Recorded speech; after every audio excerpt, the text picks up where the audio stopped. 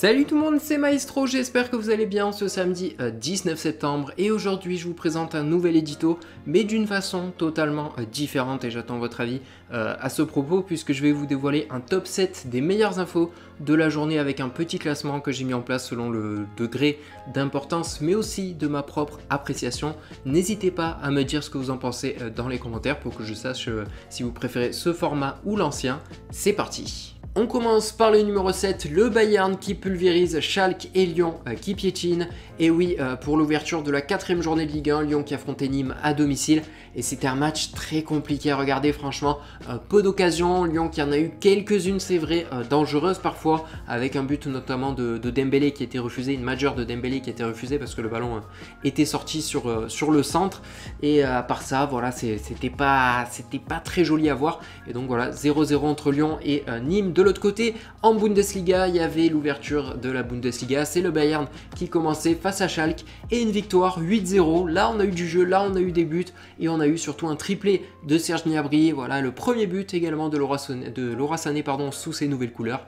Et puis aujourd'hui, eh bien, on aura plusieurs matchs qui vont se jouer, notamment en Ligue 1 avec Lens qui reçoit Bordeaux à 17 h, le Stade Rennais qui joue Monaco à domicile à 21 h. Joli match à suivre.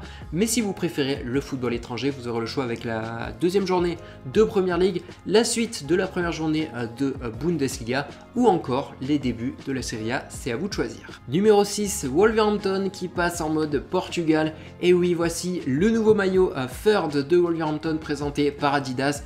Et donc il nous fait penser évidemment à un autre maillot, celui du Portugal. Il représente vraiment les couleurs du Portugal. Après bon, c'est logique, un entraîneur portugais, 10 joueurs portugais dans l'effectif, oui je suis allé vérifier. Donc on retrouve forcément du rouge bordeaux avec du vert foncé en couleur secondaire. N'hésitez pas à dire ce que vous pensez de ce maillot. Numéro 5 qui sera vendu à l'Olympique Lyonnais puisqu'il y a plusieurs rumeurs ces derniers temps sur des départs du côté de Lyon. Selon Di Marzio justement, Memphis Depay pourrait être intégré dans un échange entre l'AC Milan et l'Olympique Lyonnais qui récupérerait de ce coup Lucas Paqueta dans ce deal. Ce n'est pas impossible puisque le Barça tarde à vendre des joueurs pour recruter l'attaquant lyonnais, même si c'est vrai qu'il est très proche des Blaugrana depuis quelques jours.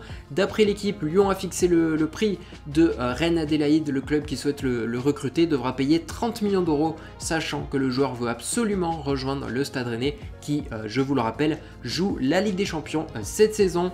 Et avec les potentiels départs de Reine Adélaïde et de Houssem Aouar aussi, qui a été annoncé dans plusieurs clubs, notamment Arsenal, Lyon qui est à la recherche de milieu de terrain. Et selon un site marocain, le joueur de Nantes, Imran Louza, est suivi de près par les Lyonnais alors que sa valeur Transfermarkt est de 10 millions d'euros.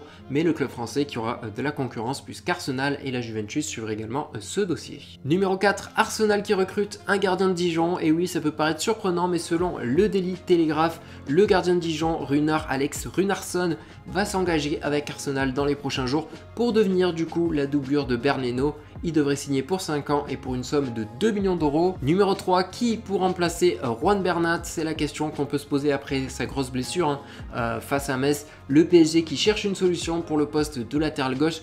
Et justement, selon Di Marzio, les Parisiens sont très intéressés par Mattia De Ciglio qui pourrait jouer sur les deux côtés de la défense puisque la base c'est plus un latéral droit.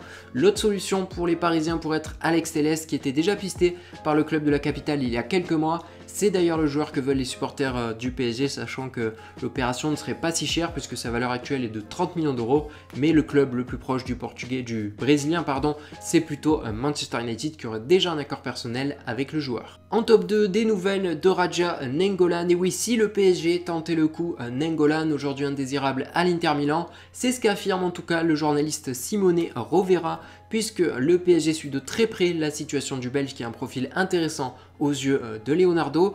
Et justement, en parlant de Nainggolan, rappelez-vous, il y a un an, le joueur rejoignait Cagliari pour être au plus près de sa femme qui était atteinte d'un cancer. Et bien, il y a quelques heures, on a eu une bonne nouvelle puisque celle-ci a fêté la victoire de son cancer, enfin en tout cas la guérison de son cancer en postant une photo sur Instagram pour remercier notamment ses fans qui l'ont soutenu durant toute cette période. Donc voilà, félicitations à elle, c'est une superbe nouvelle. Et on passe donc à la première info de ce jour. Et oui, vous l'avez sans doute vu, le mercato incroyable de Liverpool avec déjà l'officialisation de Thiago Alcantara qui a bien signé à Liverpool comme je vous l'ai annoncé hier.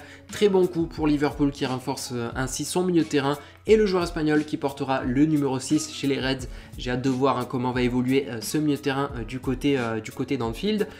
Ensuite, une autre info qui est arrivée un petit peu plus tard, notamment dans la soirée, d'après Fabrizio Romano, un journaliste vraiment très fiable, Diogo Jota va signer à Liverpool dans les prochaines heures. Les Reds ont obtenu un accord personnel avec le Portugais qui devrait s'engager pour 4 ans, mais aussi un accord avec les Wolves pour un transfert de 43 millions d'euros. Voilà, Liverpool qui a dépensé juste 73 millions d'euros à peu près en quelques jours. C'est impressionnant, mais qui construit encore une fois une très grosse équipe.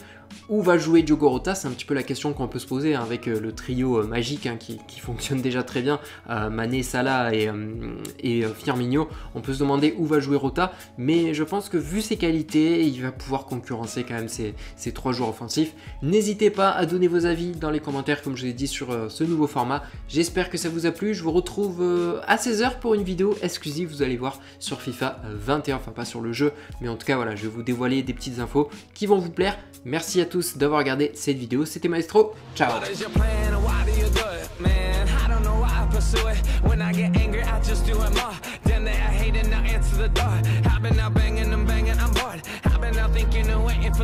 They've been out meeting and creeping with wars. Well, I've been out practicing, breeding the cards. Yeah.